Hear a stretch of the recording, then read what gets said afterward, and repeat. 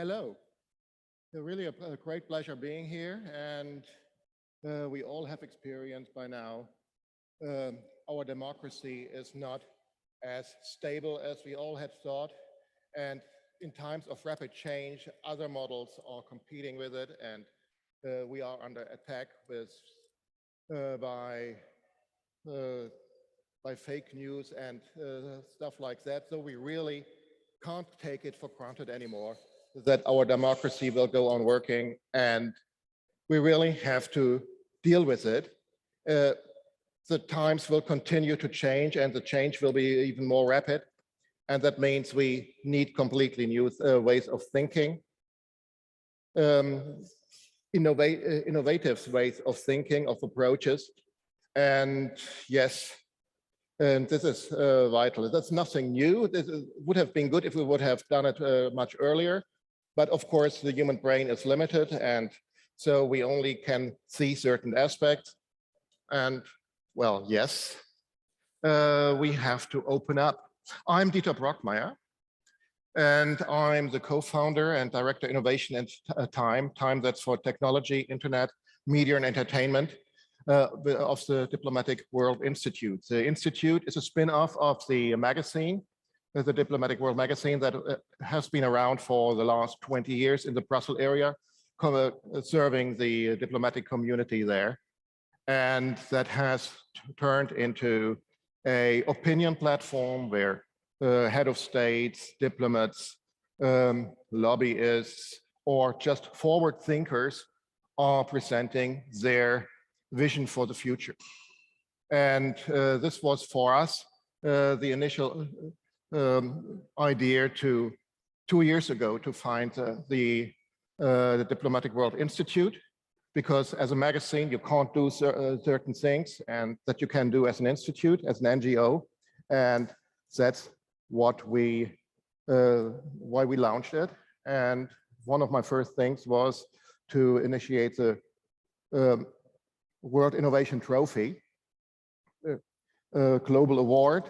But then COVID came, and we realized, and COVID, what it did, it accelerated the change, and it also was demonstrating everything that went wrong in last years. We realized that how fragile our supply chains are, and how certain ways of working together, how fragile this is.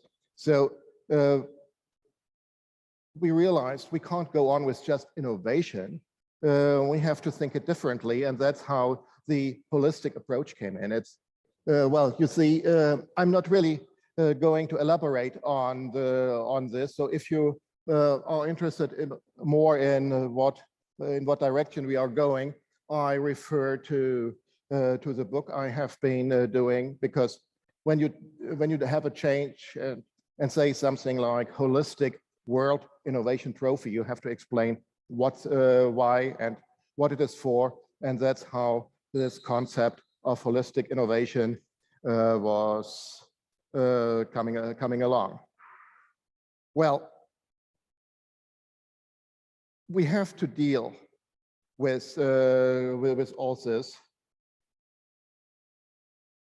and of course, the good thing about when you say something holistic, it's you can look at everything, and everything is affected by it. Everything you do in governance and administrators are doing also has direct impact on the society, on the way how we are doing business. So there's a huge responsibility there. And we also need to be aware that the change we are facing with is, well, of course, widely technology driven, because technology is advancing really fast, and technology we already know by now that the next decades will contain change, not only technological change, but it will infect our societies, how we work together, and everything in a way that has mankind never seen before in human history. So, and it's like Pandemia's box, or no, not Pandemia's box. Now I have been mixing it with the title Pandora's box. Once you open up and a new technology comes out, you can't squeeze it back into the box. It's there. So you have to live with it. Either you are actively approaching it and using it and form it so that it creates a good atmosphere where we all can live and prosper in, or the technology will drive us and write us, and then the outcome may not be as convenient as when we take an active part.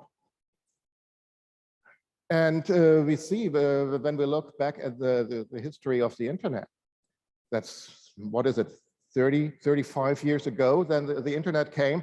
And please remember what the vision was, what good things we all expected also for our democracy, for the democratization of publishing, of expressing our, and yeah, we were really thinking the internet would prepare the floor for a truly open democratic society. Look at the internet today. You still have this aspect, and we still can work in using it this way. But if you look how, but we are much more aware of the problems that were coming from social media. And of course, we have countries and autocratic governments that are really learned how to use the internet for their aspect. And that's something that when we were talking about the blockchain technology, we also have to keep in mind. There are tremendous dangers involved with the blockchain technology, and we actively have to shape it so we are not becoming slave of whoever. But let's look a little bit more in the direction of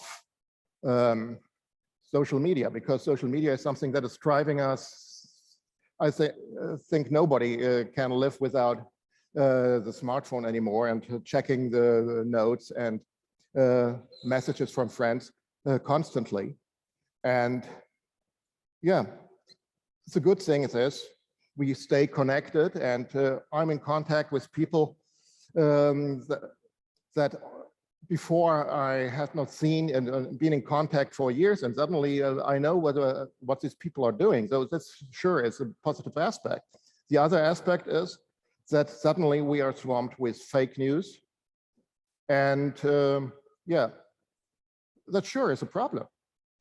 But how are we dealing with it? And I don't think we do it in the right and the proper way, for a simple reason. Let's look what this conspiracy fields and the fake news consumers are. Is that anything new?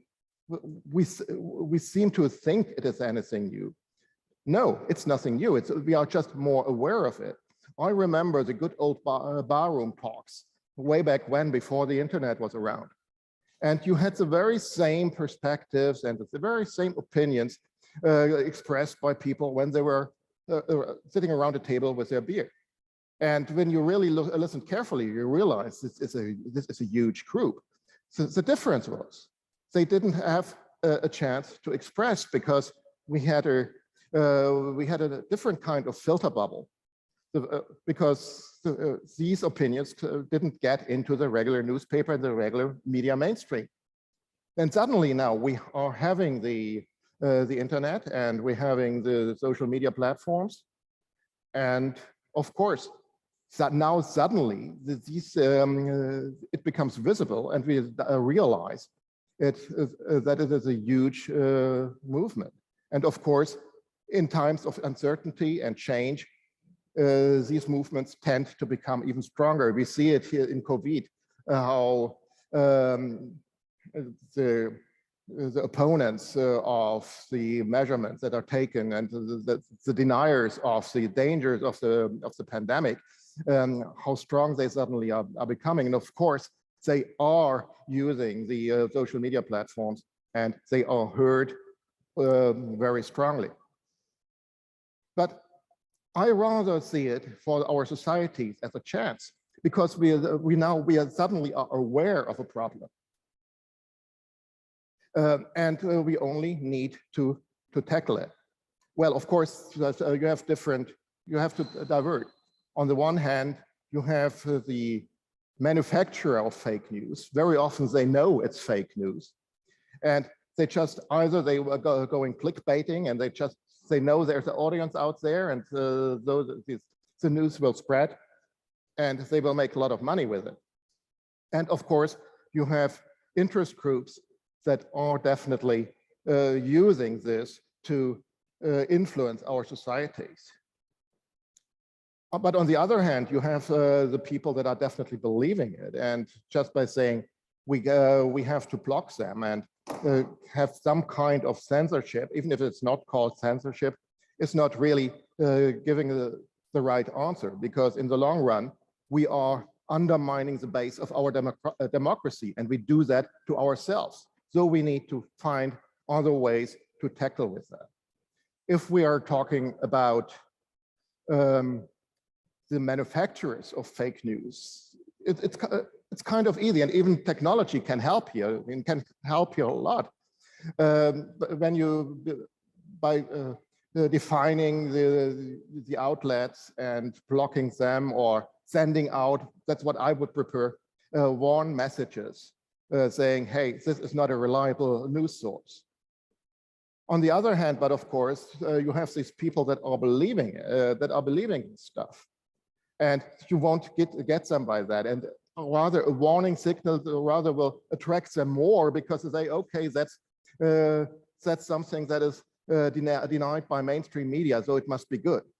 That is something where we have much more problems, and it's not so easy to handle this. And frankly speaking, for that, I have no answer. The only thing that we can do and try is to keep the dialogue up with these people and find ways to communicate with them.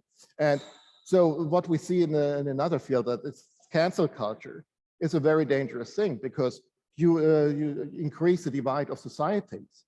So we have to keep up our readiness for dialogue, and we must talk with these people, and that's the only thing we can do, really. That's what democracy is about. We argue about concepts, ideas, and the one concept that gets the most followers, that takes the prize. And of course, this also can be means that somebody is losing. Well, so let me come to an end. What I did with this book, it's not a finished concept. It's more an analysis, and it's showing where all the problems are. And the purpose of it is not to provide solutions. The purpose is to start a debate. And while debating and balancing the different aspects, my hope is that at some point we will find the solution. And yeah, let's go this road together. I think that's the only road that we can take if we want to keep our democracies alive and running. Thank you.